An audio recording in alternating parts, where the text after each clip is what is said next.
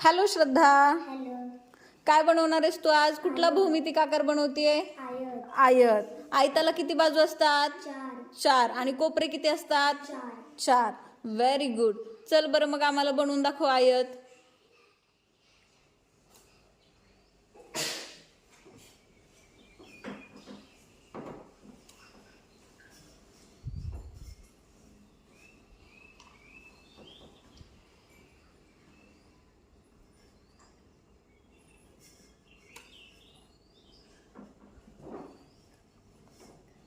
Very good. बघा श्रद्धाने आकार बनवलाय. कुठला बनवलाय?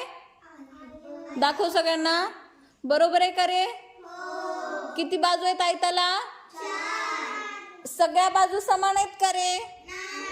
मग 2 बाजू समान बर.